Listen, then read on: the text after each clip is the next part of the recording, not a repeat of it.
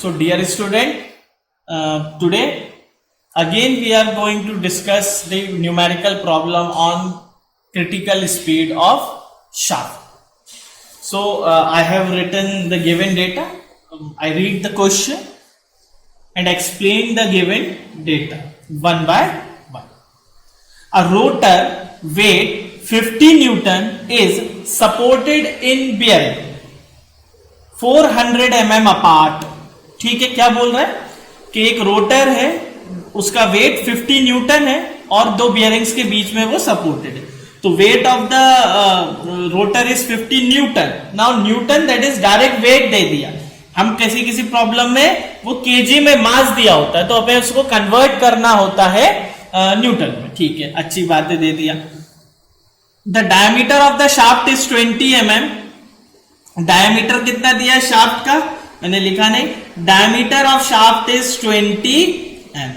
Diameter of shaft is 20 mm. Due to manufacturing error the centre of the gravity of the disc is 0.1 mm away from the mid point where the shaft is introduced. अब बोल रहे हैं manufacturing defect के कारण जो centre of gravity है वो coincide नहीं कर रहा है.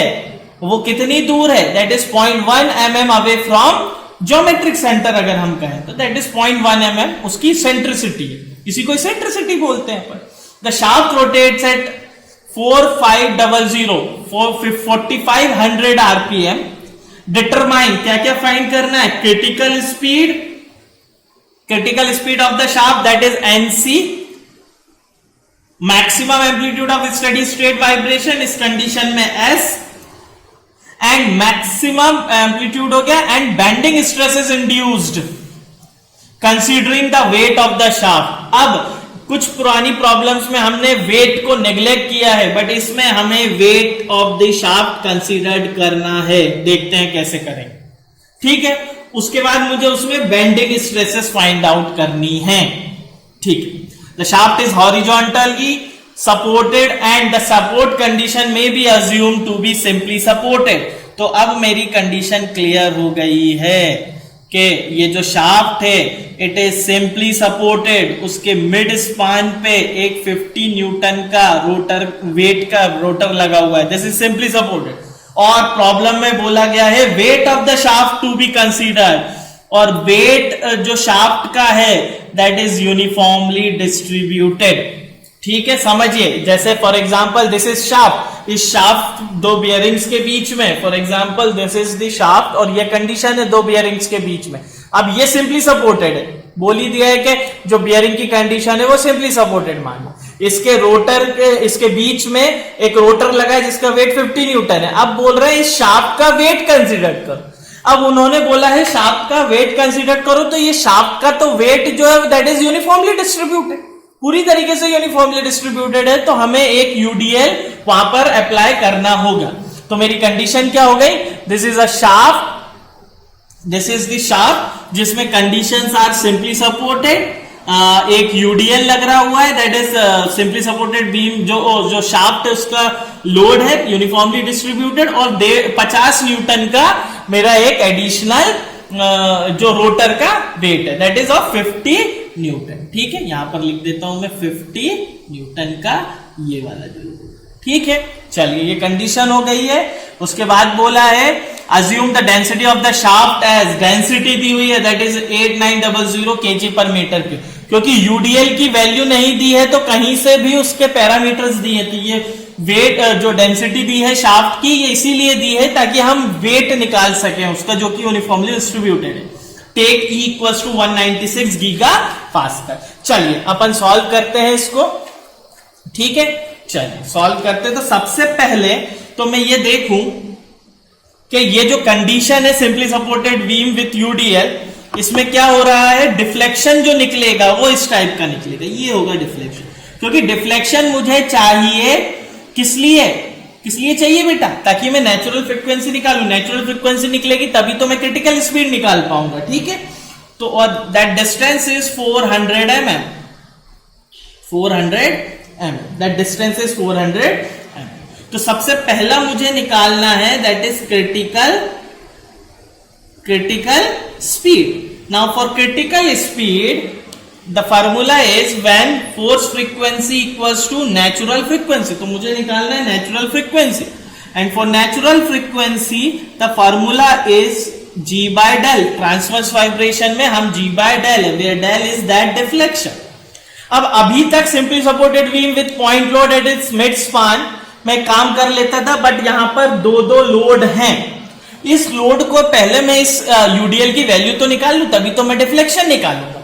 तो उसके लिए मैं क्या करूंगा, उसके लिए मेरे पास दी गई हुई है डेंसिटी दी हुई है, ठीक है।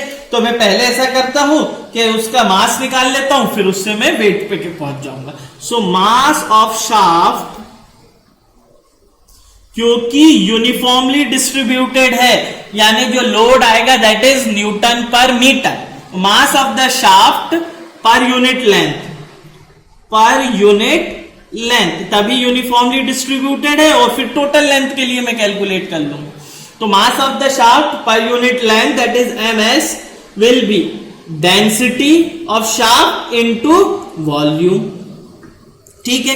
Now mass is given by density into volume, and that density volume को लिख सकता हूं एरिया इनटू लेंथ, और मुझे क्या निकालना है, मास of the shaft per unit length. तो लेंथ को नीचे लेकर चला गया, तो क्या हो गया, दैट मास पर यूनिट लेंथ, और इसकी यूनिट क्या हो जाएगी, KG per metre, that is equals to KG per metre, confuse मत होइए, that is equals to rho S, इसको हटा ही देता हूं, आप कंफ्यूज होंगे, इसकी यूनिट है केजी पर मीटर, ठीक है।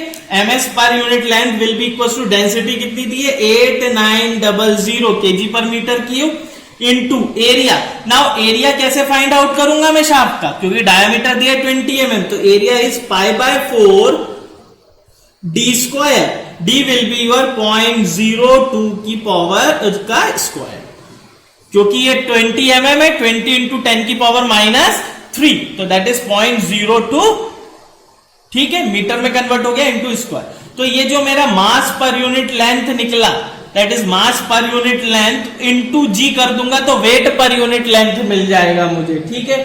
तो वेट ऑफ द शाफ्ट या निकाल देता हूं, ठीक है, that is weight of the shaft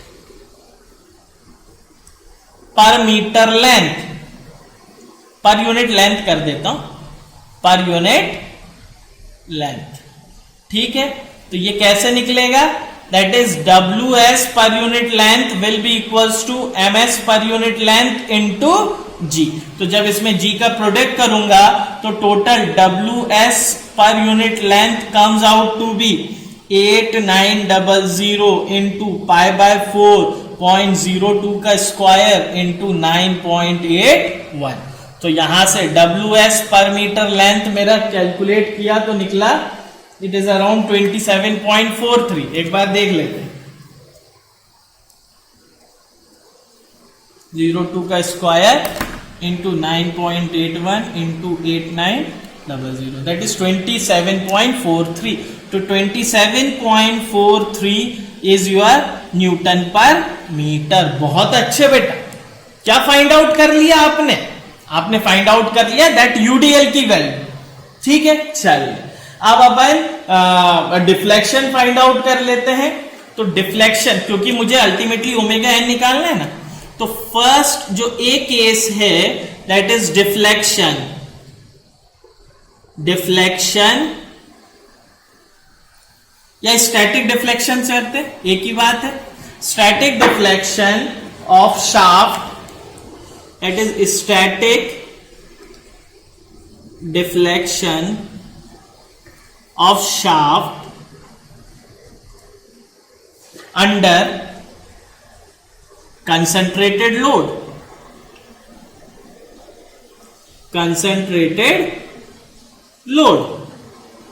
और जो कि पॉइंट लोड है, and the load W equals to 50 newton at mid span,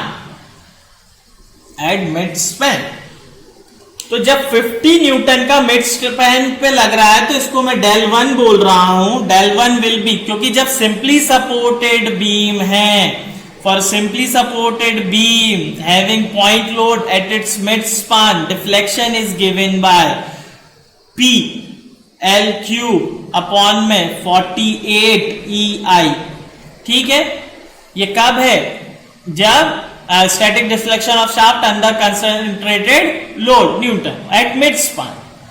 So that P will be your 50 and L length will be 400 mm। 400 को मीटर में convert किया तो 0.4 cube upon में 48, E will be your 196 into 10 की power 9 into I will be your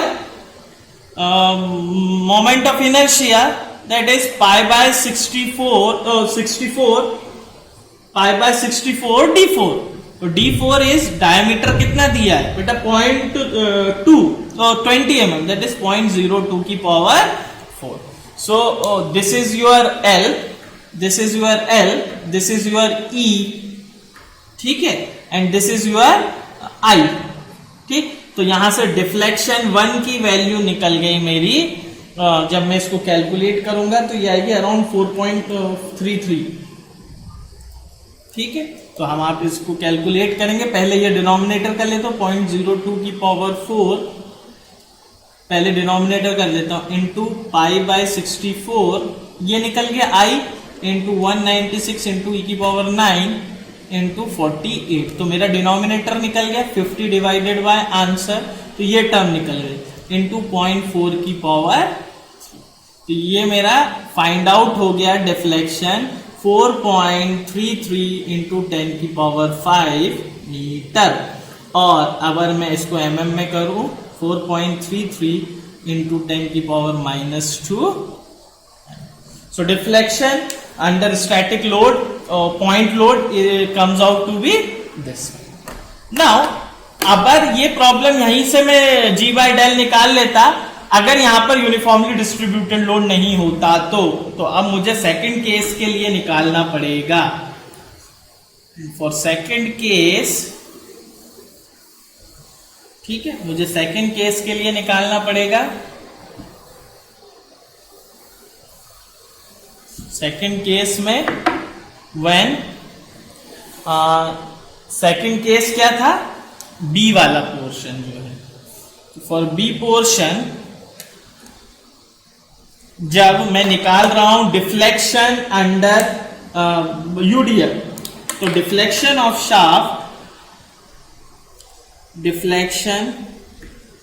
shaft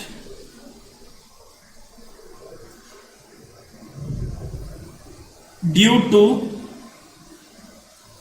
WS, that is weight per unit length।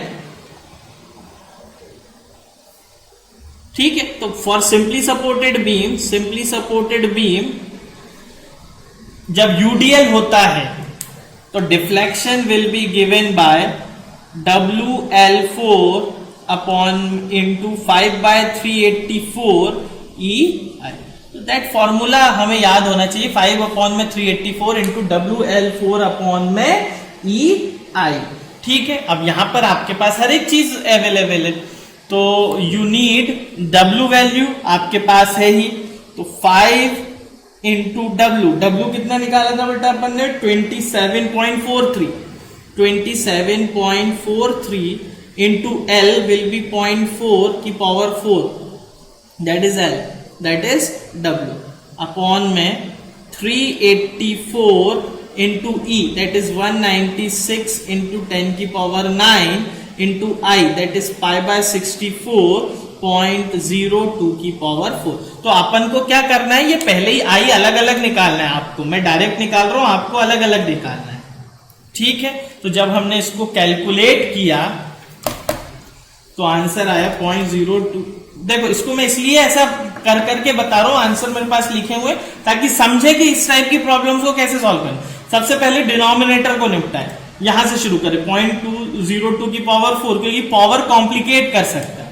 फिर into pi divided by 64, तो ये term आ गई, इंटू 196 इंटू 10 की पावर 9 ये आ गया, इंटू 384 न्यूमरेटर आ गया। किसी भी एक टर्म से डिवाइड कर दो, बाकी को इनटू कर दो, तो 5 डिवाइडेड बाय आंसर। अब मेरे पास इसकी पूरी वैल्यू आ गई इनटू दिस, इनटू 27.43 इनटू 0.4 की पावर, या पहले ऐसा करो इसको प्रोडक्ट कर लो, इनटू 0.4 की पावर 4, तो ये आया 5.93 या 94 इंटू 10 की power -6। So del 2 will be 5.9394 into 10 की पावर -6 मीटर। तो del 1 और del 2 की वैल्यूज मेरे पास आ गई है, del 1 एंड del 2 की वैल्यू मेरे पास आ चुकी है। तो इसको एक साथ लिख लेता हूं और फिर अपन प्रॉब्लम में आगे बढ़ते हैं, ठीक है।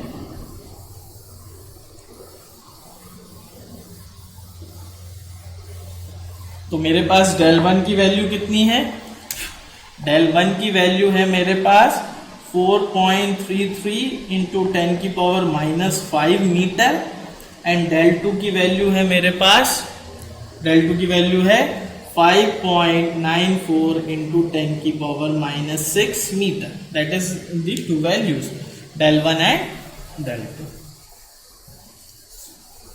ठीक है, चलिए अच्छी बात है। अब मैं टोटल डिफ्लेक्शन निकाल देता हूं। Total deflection of the shaft, ये आ गया total deflection of the shaft due to, पहले तो W that is 50 newton into weight of the shaft, that is equals to del 1 plus del 1 plus del 2। जब मैंने किया तो मुझे कितना मिल गया, del will be equals to it is 4.33 into plus 5.94 into 10 की पावर -6, दैट इज 4.924 इंटू 10 की power -5। This is all in metre. तो मेरे पास नेट डिफ्लेक्शन आ गया। मेरे पास जब डिफ्लेक्शन आ गया, कुछ गड़बड़ हो गई क्या,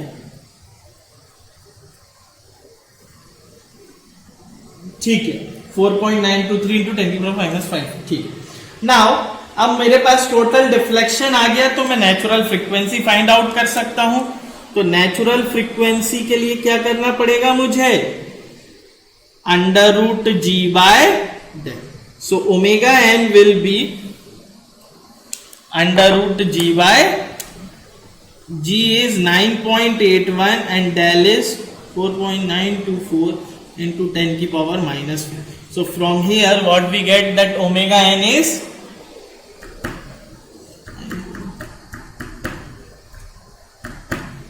446.35। एक बात ध्यान रखे बेटा, ये सब आप कहोगे अरे सर इसको mm में लेके चल सकते थे, बट mm में लेते तो यहां पर भी मुझे ये आता है मीटर पर सेकंड स्क्वायर, तो इसको भी कन्वर्ट करना पड़ता है, इसलिए मैं सारी की सारी डायमेंशन मीटर में लेकर चलूंगा, ठीक है। अब नाउ क्रिटिकल स्पीड के लिए मैं क्या करूं, omega will be equals to omega N, and that omega is 2πNc/60 into equals to that 446.35. So from here NC comes out to be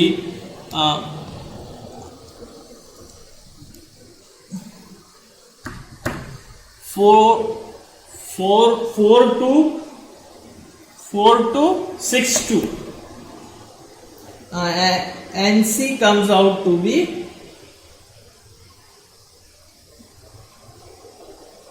4262 and omega comes out to be that is 446, वही रहेगा। ये critical speed आ गई मेरी। अब मुझे क्या करना है बेटा, क्रिटिकल स्पीड आ गया। सेकेंड थिंग मुझे कैलकुलेट करना था amplitude of vibration, maximum amplitude. So maximum amplitude के लिए मुझे क्या करना पड़ेगा, क्योंकि there is no damper, maximum amplitude, maximum motion displacement को एम्पलीट्यूड बोलते हैं, बट फ्रिक्वेंटली यूज होता है प्रॉब्लम में, इसलिए मैक्सिमम डिस्प्लेसमेंट ही एम्पलीट्यूड है, मैक्सिमम एम्पलीट्यूड तो उसी का मतलब वही है। तो maximum value of amplitude if no damper is present.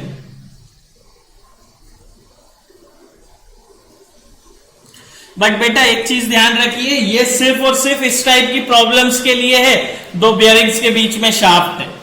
Then S by E will be equals to R square upon में 1 minus R. So I have the value of E, मुझे R की वैल्यू चाहिए, and R equals to omega upon में omega. Now अब आप कहोगे sir omega upon में omega N, that is the condition of resonance. हर वक्त रेजोनेंस की कंडीशन थोड़ी ना. तो R ओमेगा निकालने के लिए क्या करूं, 2 पाई n बाय 60, और n की वैल्यू आपको दी हुई है, n की वैल्यू दी है आपको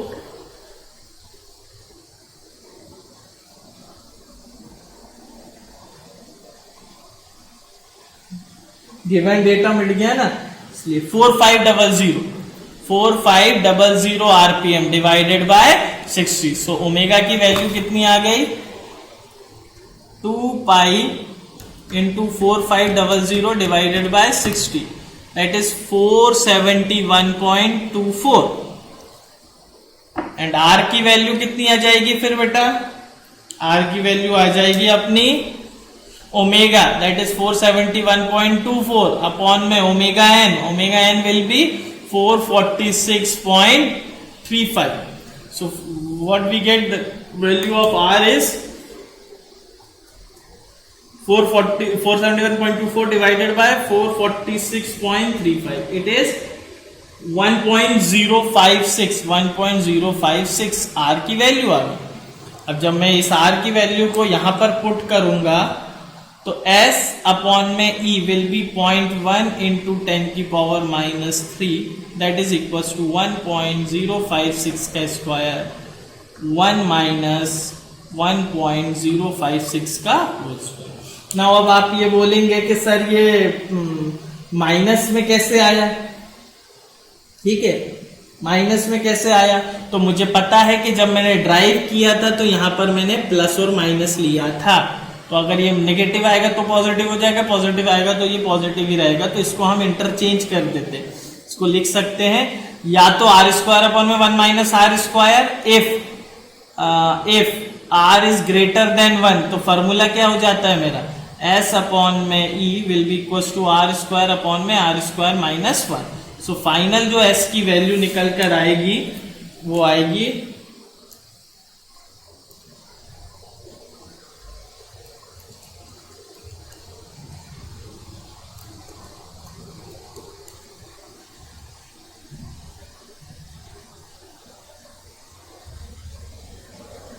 is not 0.1, it is 1 mm ना, तो 1 इंटू 10 की पावर माइनस 3, ये आएगा 9.72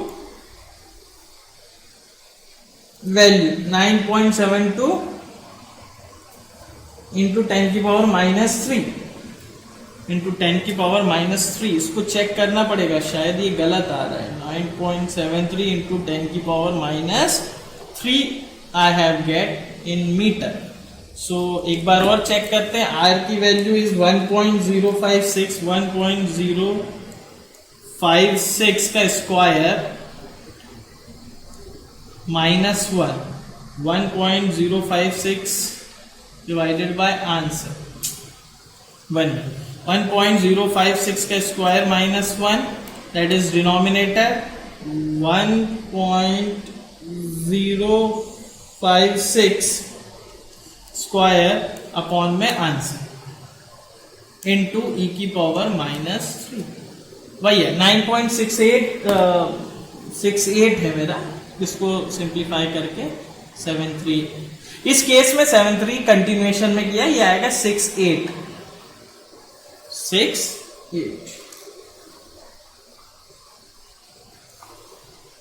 ठीक है, चलिए. और सॉरी, ई की वैल्यू बेटा 0.1 mm ही थी, मैंने गलती कर दिया, 1 mm ले लिया था. ई की वैल्यू 0.1 है, अगर 0.1 है तो ये आ जाएगा ई की पावर माइनस 4. वही मैं चेक कर रहा था, ई की वैल्यू 0.1 mm है. तो ये निकल गया मेरा क्या, क्रिटिकल स्पीड, और मेरा निकल गया है मैक्सिमम एम्पलीट्यूड। अब द थर्ड पॉइंट जो कि बहुत ज्यादा इंपॉर्टेंट है वो मुझे फाइंड आउट करना है, ठीक है। And the third point is bending stresses. अब बेंडिंग स्ट्रेसेस के लिए मुझे थोड़ी सी मेहनत करनी पड़ेगी, तो वो मेहनत है क्या, चलिए, तो मैं निकालना है मेरे को third point, maximum bending stresses. Maximum bending stresses, ठीक है।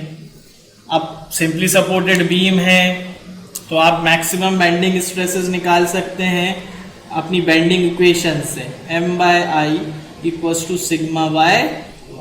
तो मुझे निकालना है sigma B, that is equals to M upon में Y अपॉन में I। नाउ इस M की मुझे निकालनी है maximum, for that I need Y, for that I need I। तो y I have there y, the value of y मेरे पास है, ठीक है, मिड पॉइंट, और मेरे पास I की वैल्यू भी है पावर 64 d4। तो मुझे क्या फाइंड आउट करना है बेटा, मुझे फाइंड आउट करना है m की value, that maximum bending moment.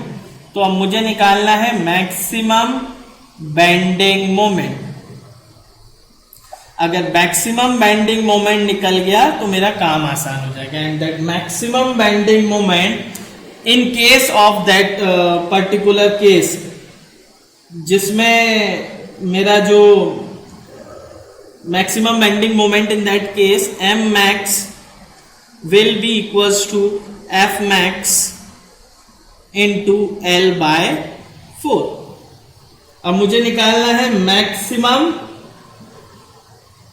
Force M max। अगर मैं उस पूरे को UDL को भी कंसीडर करके पॉइंट लोड में कन्वर्ट करूं तो मैक्सिमम लोड चाहिए मेरे को मिड स्पैन पे, and that is equals to L/4। तो अब मेरे पास मैक्सिमम बेंडिंग मोमेंट निकालने के लिए मुझे मैक्सिमम लोड निकालना पड़ेगा, that F max is dynamic load, वो दैट इज मैक्सिमम लोड। तो मुझे निकालना पड़ेगा मैक्सिमम लोड, ठीक है। क्या निकालना पड़ेगा, F max। सो F max निकालने के लिए मुझे क्या करना पड़ेगा, दैट इज जितना भी डायनामिक लोड लग रहा है plus weight of the rotor, ये उस पॉइंट पर मेरे को क्या दे देगा, मैक्सिमम लोड। मुझे उस पॉइंट पे क्या दे देगा बेटा, ये maximum load. Now dynamic load जो निकालना है, अब ये डायनामिक लोड कैसे पता चलेगा, ये डायनामिक लोड ऐसे पता चलेगा बेटा क्योंकि शाफ्ट कितना स्टिफनेस दे रहा है, ये बहुत इंपॉर्टेंट रोल। जब हमने देखा था एमई ओमेगा स्क्वायर से केएस जनरेट हो रहा है, एमई ओमेगा स्क्वायर से एमएस ओमेगा स्क्वायर जनरेट हुआ और उससे केएस जनरेट हुआ, तो मुझे जो डायनामिक लोड निकालना है, ये जो डायनामिक लोड निकलेगा ये निकलेगा इन टर्म्स ऑफ स्टिफनेस, ठीक है। तो मुझे निकालना पड़ेगा ये अपना dynamic load, and the dynamic load is given by that dynamic load FD by is equals to KS if damper is not present. If damper is not present, and if damper is present, then this dynamic load will be equals to under root KS का square, and that in that case when the dynamic load, when damper is present, it is Ks का square, that is spring stiffness plus damping force का square. So अभी हमारे problem में हमें ये use नहीं करना है, ये यूज नहीं करना है। ये कब यूज करेंगे आप, when zeta is present, ठीक है, when zeta is present, ठीक है। अभी zeta 0 है, when zeta is present, when zeta is present, तब हमें ये वाला फॉर्मूला यूज करना है, अभी नहीं करना है। तो अब मुझे क्या चाहिए, सिर्फ बेटा डायनेमिक लोड Ks। अगर मुझे K मिल जाएगा, देखो यहां से वेट ऑफ द रोटर तो है, K मिल जाएगा तो डायनेमिक, क्योंकि S भी निकाल चुका हूं, डायनेमिक लोड निकल जाएगा। डायनेमिक लोड निकल गया तो मेरा मैक्सिमम लोड निकल जाएगा, मैक्सिमम लोड निकल जाएगा, मैक्सिमम बेंडिंग मोमेंट निकल जाएगा, मैक्सिमम बेंडिंग मोमेंट निकल गया तो बेंडिंग स्ट्रेसेस निकल जाएगी। तो अल्टीमेटली मुझे स्टिफनेस चाहिए और वो स्टिफनेस भी मुझे निकालनी पड़ेगी ना। मुझे K की वैल्यू फाइंड आउट करनी है ना, मुझे किसकी वैल्यू फाइंड आउट करनी है, के की, ठीक है। Now the K will be equals to, now weight load per unit deflection, load per unit deflection, but यहां पर मेरा लोड एक टाइप का नहीं है, दैट इज पॉइंट लोड। अगर सिर्फ एक पॉइंट लोड होता तो मैं क्या करता, सिर्फ एक पॉइंट लोड होता तो मैं क्या करता, उस लोड पर यूनिट डिफ्लेक्शन से स्टिफनेस निकाल देता। पर अभी मेरे पास क्या है, मेरे पास यूडीएल भी है, तो मुझे इक्विवेलेंट लोड निकालना पड़ेगा यूडीएल का, जो कि कन्वर्ट करेगा किसमें, पॉइंट लोड में, ठीक है। तो मुझे निकालना पड़ेगा equivalent load WE। Now equivalent load एक ऐसा लोड जो कि अब हम निकालेंगे कैसे इसको, हम ऐसा थोड़ी ना पॉइंट लोड को कन्वर्ट कर देंगे, क्योंकि फिर वो डिफ्लेक्शन अलग दे रहा है ना यूडीएल में 5/384 WL4 अपॉन में EI। तो मुझे इक्विवेलेंट लोड ऐसा निकालना है जो सेम अमाउंट का पॉइंट लोड अगर लग रहा है जितना डिफ्लेक्शन कर रहा है, वो इक्विवेलेंट लोड लगाना। मान लीजिए इस शाफ्ट पे आपका यूडीएल लगा और एक पॉइंट लोड लगा, इस पॉइंट लोड के कारण जितना डिफ्लेक्शन आएगा उतना ही डिफ्लेक्शन के लिए यूडीएल कितना लगेगा, वो इक्विवेलेंट निकालना। यार इस जो शाफ्ट में इक्विवेलेंट जो यूडीएल लगा हुआ है, वो यूडीएल शाफ्ट में कितना डिफ्लेक्शन पैदा करेगा, जबकि अगर उसमें एक पॉइंट लोड लगा हो। तो पॉइंट लोड के कारण जितना डिफ्लेक्शन आया, इक्विवेलेंट लोड कैसे निकालेंगे, पॉइंट लोड के कारण कितना आया आपका WL3, यहां पर W ले रहा हूं P की जगह, ठीक है। मान लो कि आपका जो यूडीएल है दैट इज WL4 अपॉन में EI इंटू 5/384, ये आपका यूडीएल निकल रहा था, यूडीएल लगा हुआ है। तो इसके इक्विवेलेंट मुझे पॉइंट लोड कितना करेगा, दैट इज L3 अपॉन में 48 EI, और जो पॉइंट लोड है नाउ अब वो कितना बन गया, दैट इज W इक्विवेलेंट, ठीक है। तो इस पॉइंट लोड के कारण जितना डिफ्लेक्शन आएगा, इस यूडीएल के कारण जितना डिफ्लेक्शन आएगा, वो बराबर हो जाएगा अगर उसकी जगह में इतना पॉइंट लोड लगाऊंगा तो डिफ्लेक्शन इज इक्वल। तो यहां से मैं W इक्विवेलेंट निकाल लूंगा, ये EI चले गए, L3 चले गए, तो यहां से W equivalent will be equals to 5 upon में 384 into W into L into 48, ठीक है। यहां पर W की वैल्यू पुट करेंगे, L की वैल्यू पुट करेंगे, तो ये कितना आ जाएगा 5/384 इंटू W कितना आया था मेरा, W आया था मेरा 27.43, L इज 0.4 मीटर में इंटू 48। सो इक्विवेलेंट लोड मेरा कितना आ गया, इक्विवेलेंट लोड आ गया मेरा 27.43 into 0.4 into 48 into 5, equivalent load आ गया 6.8575, 6.8575। सो ये सारी कहानी किस लिए थी, इक्विवेलेंट लोड के लिए। तो मुझे क्या करना है, मैक्सिमम बेंडिंग स्ट्रेसेस के लिए M अपॉन में I सिग्मा y मैंने इक्वेशन लगा दी। बेंडिंग स्ट्रेसेस के लिए मुझे मैक्सिमम बेंडिंग स्ट्रेसेस के लिए मैक्सिमम बेंडिंग मोमेंट चाहिए, मैक्सिमम बेंडिंग मोमेंट के लिए मुझे मैक्सिमम लोड चाहिए। अब ये मैक्सिमम लोड जब मैं निकालने गया तो that is equal to dynamic load plus weight of the rotor. अब ये जो डायनामिक लोड है ये कब आ रहा है, कि जब शाफ्ट में S जनरेट हो रहा है, तो that is equal to KS if there is no damper. If there is damper, जहां पर डैम्पर है तो C will also we take place, ठीक है। चलिए KS square plus CS omega square if zeta is present. तो चलिए इसका हमारे प्रॉब्लम से कोई मतलब नहीं है फिलहाल, ठीक है।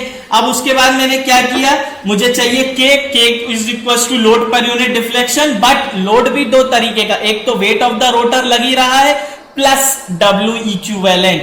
वो लोड जो यूडीएल अगर लग रहा है और उस यूडीएल से जितना डिफ्लेक्शन आ रहा है, ये इक्विवेलेंट लोड भी, क्योंकि इसमें टोटल डिफ्लेक्शन है बेटा, तो ये यूडीएल वाला जो काउंट करूंगा वो मैं in terms of point load count करूंगा, तो मैंने डब्ल्यू इक्विवेलेंट निकाल लिया है। तो डब्ल्यू इक्विवेलेंट की वैल्यू मेरे पास ये आ गई है, दैट इज 6.8575। तो मेरे पास डब्ल्यू की वैल्यू है दैट इज 50 न्यूटन, मेरे पास डब्ल्यू इक्विवेलेंट की वैल्यू है दैट इज 6.8575 न्यूटन। अब मैं अपनी प्रॉब्लम को आगे बढ़ा सकता हूं, ठीक है।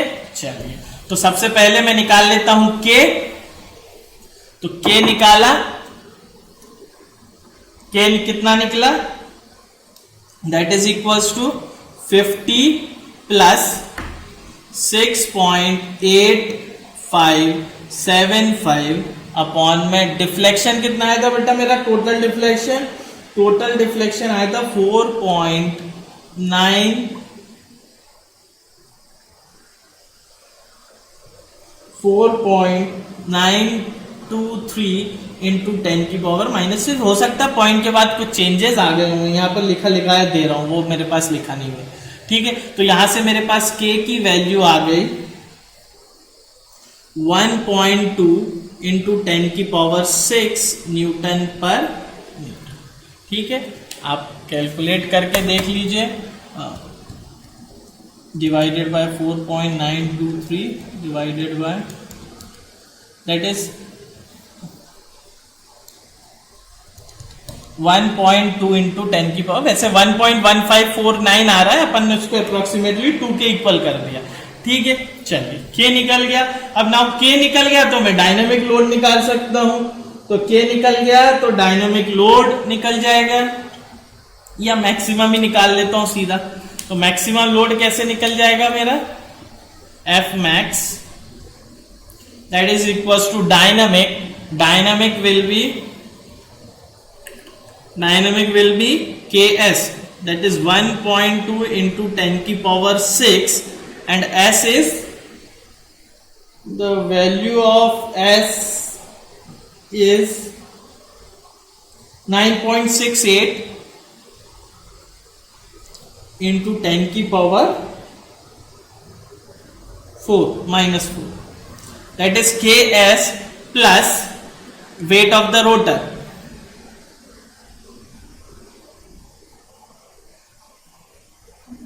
ठीक है। तो यहां से मैक्सिमम लोड निकल गया मेरा, कितना है एफ मैक्स 1168, ठीक है। देख लेते हैं 1.2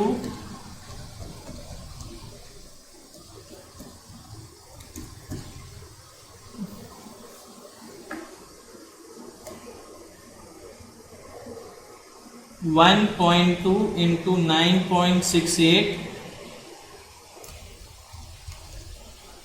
ये देखिए बेटा पॉइंट के बाद करने से इतना फर्क आ रहा है, मेरा आ रहा है 1168, और अगर अपन ने इसको राउंड ऑफ कर दिया तो इतना आ जाएगा। राउंड ऑफ नहीं करते हैं,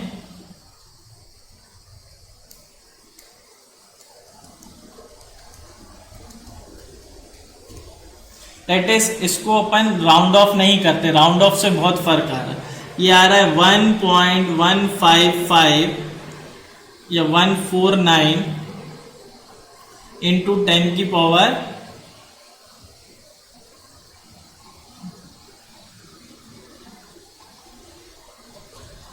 5 इंटू 10 की पावर 5। तो जब मैंने इसको यहां पर पुट किया 1.1549 इंटू 10 की पावर 5 इंटू दिस, तो देखते हैं क्या आता है आंसर में फर्क, इस 6 है बेटा 1.1549 इंटू 10 की पावर 6,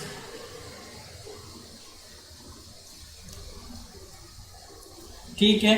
तो ये आ गया 1.1549 इंटू 10 की पावर 6 इंटू 9.68 इंटू 10 की पावर -4 प्लस 50, ये आ रहा है 1168। ये देखिए ऐसे सही आएगा, राउंड ऑफ करने से 1200 तक पहुंच गया, ये ध्यान रखिए, इसलिए अपन ने राउंड ऑफ करा है, पर राउंड ऑफ हमें नहीं करना है, ठीक है। एफ मैक्सिमम आ गया, तो m मैक्सिमम आप फाइंड आउट कर सकते हैं, that is 1168 into 0.4 divided by 4, तो ये आ गया 116.8 न्यूटन मीटर। ठीक है, अब now bending stresses sigma B that is equals to, जब हम सिग्मा बी कैलकुलेट करेंगे तो ये क्या हो जाएगा, एम मैक्स इज 116.8 अपॉन में आई विल बी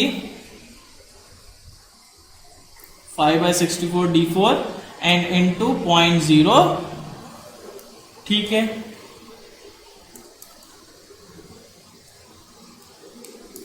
तो ये आंसर क्या आएगा 116.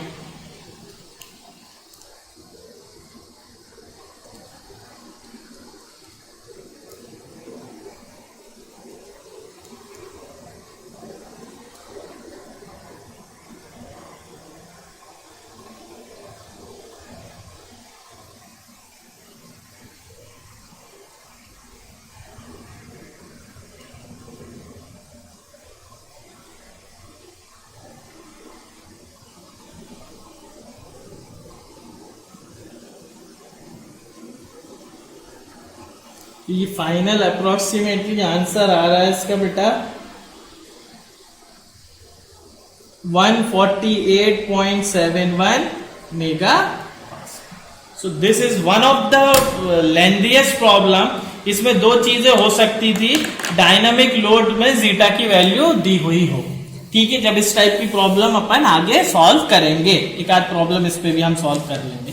तो ये सब डायनामिक लोड की प्रॉब्लम आती है। ठीक है, थैंक यू।